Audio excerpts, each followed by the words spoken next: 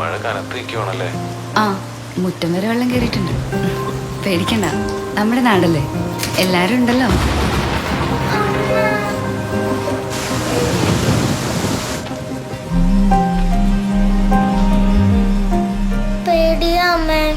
ആണോ? എന്നാ ഒരു കഥ പറഞ്ഞുതരാം, നമ്മുടെ നാടിന്റെ കഥ. നമ്മുടെ ഈ സംസ്ഥാനം ഈ നൂറ്റാണ്ടിലെ ഏറ്റവും വലിയ പ്രളയക്കെടുതിയാണ് അനുഭവിച്ചത്. എന്നാൽ അത്തരമൊരു കെടുതിയെ മറികടക്കാനുള്ള ശ്രമമാണ് സംസ്ഥാന സർക്കാർ നടത്തിയത്. അപ്പൊ മോള് ജനിച്ചിട്ടില്ലായിരുന്നു, അത് വേറൊരു കഥയാണ്. നാട്ടിലെ ബന്ധുമിത്രാദികളുടെ കാര്യമോർത്ത് ആശങ്കപ്പെടുകയോ വിഷമിക്കുകയോ വേണ്ടതില്ല. അവരുടെ എല്ലാ ആവശ്യങ്ങളിലും കൃത്യമായും ഇടപെടാനുള്ള സംവിധാനം സംസ്ഥാനത്ത് ഒരുക്കിയിട്ടുണ്ട്. ഇങ്ങനത്തെ കഥ നോക്കറിയാലോ.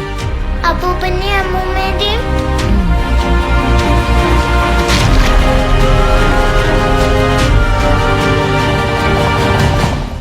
ഇത്രയൊക്കെ നമ്മൾ തരണം ചെയ്തില്ലേ, ഇതും നമ്മൾ നേരിടും.